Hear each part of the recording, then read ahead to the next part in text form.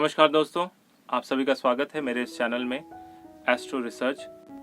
आज मैं बात करने वाला हूँ कि ज्योतिष की शुरुआत यानी ज्योतिष की पढ़ाई की शुरुआत कैसे करनी है आपको। जैसा कि सभी को पता है कि पहले गुरुकुल के समय में सबसे पहले गुरु जो है शिष्य को समझते थे कि इसके अंदर कौन सा ज्ञान दे कि इसका विकास हो। शिष्य के तत्व को समझ के फिर उसको वैसा ज्ञान देते थे और हर एक शिष्य को एक अलग गुरु मंत्र मिलता था। ठीक उसी प्रकार अगर आप ज्योतिष शुरू करना चाहते हैं, ज्योतिष की पढ़ाई शुरू करना चाहते हैं, तो आप किसी अच्छे गुरु के अंडर में पहले गुरु से बात करके समझ के गुरु मंत्र लेना बहुत जरूरी है। गुरु मंत्र वो मंत्र होता है जिसको गुरु ने सिद्ध किया है और गुरु के गुरु ने सिद्ध किया है और लगातार वो मंत्र सिद्ध होते हुए आपके पास आई है और उस मंत्र को आपको भी सिद्ध, क्योंकि ऑलरेडी अगर कोई मंत्र सिद्ध हुआ रहता है और उसको आप खुद सिद्ध करते हैं तो जल्दी उसमें सिद्धि आ जाती है। और ज्योतिष में गुरु मंत्र अगर आपको मिल जाता है तो आपकी जो ज्योतिषमती प्रज्ञा जिसको कहते हैं कि आपका दिमाग भविष्य की होने वाली घटनाओं को बहुत स्पष्ट रूप से देख सकते। तो जब आप उस गुरु मंत्र का जाप करते हैं तब आपके अंदर ज्योतिषमती प्रज्ञा जागृत होती। उसके बाद जैसे जैसे आप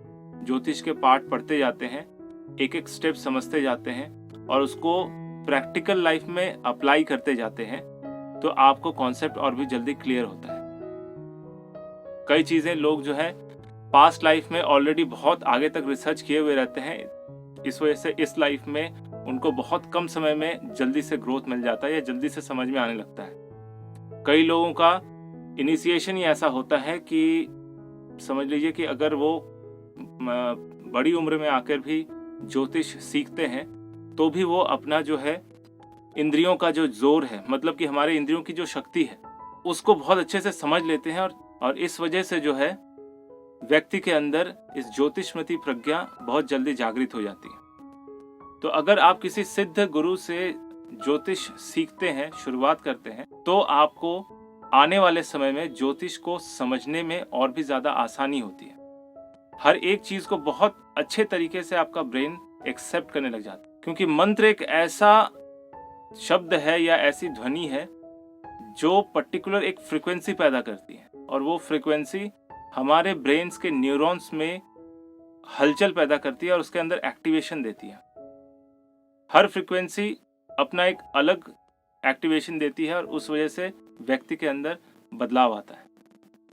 तो ज्योतिष सीखने के लिए जिस गुरु के पास भी जाते हैं आप, तो गुरु मंत्र लेना बहुत जरूरी है और गुरु मंत्र के साथ ज्योतिष का पाठ आरंभ करना और भी ज्यादा जरूरी है। इससे ज्योतिष सीखने में भी सरलता होती है और व्यक्ति अपना काम या ज्योतिष की जो पढ़ाई है उसमें काफी फोकस्ड भी रहता है। दूसरी बात, ये सबसे इंपॉर्टेंट बात, कि जो कुछ भी आप ज्योतिष में सीख रहे हैं शुरुआती दौर पे, उसको प्रेजेंट लाइफ से तुरंत अप्लाई करें। कैसे अप्लाई करेंगे? ऑब्जर्वेशन के थ्रू।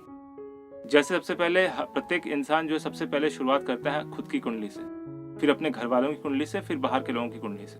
तो जब आप खुद अपनी कुंडली का एनालिसिस करें और बेसिक चीजें उसमें जो भी आप पढ़ रहे हैं उसको उसके साथ मैच कराएं, तो आप देखेंगे आपका कॉन्सेप्ट धीरे धीरे क्लियर हो रहा है। ठीक उसी प्रकार अपने घर वालों के सदस्य, मतलब घर में जितने सदस्य हैं प्लस आपके जितने दोस्त हैं, उनकी कुंडलियां या उनका डेट ऑफ बर्थ आप इकट्ठा कीजिए और उनके डेट ऑफ बर्थ टाइम के हिसाब से जो भी ग्रहों की स्थिति है और दशाएं चल रही हैं उस हिसाब से चीजों को मिलाने की कोशिश करें। अगर नहीं समझ में आता है तो जिन लोगों की कुंडली आप देख रहे हैं, अपने क्लोज फ्रेंड या अपने घर वाले जो भी हैं, उनसे पुरानी घटनाओं के बारे में जिक्र करें ताकि ये पता चले कि इस इंसान की कुंडली बिल्कुल सही है। अगर पुरानी घटनाओं के साथ दशाओं का मैच हो जाता है तो समझ लीजिए कि ये कुंडली अच्छी है, यानी सही है और सटीक है।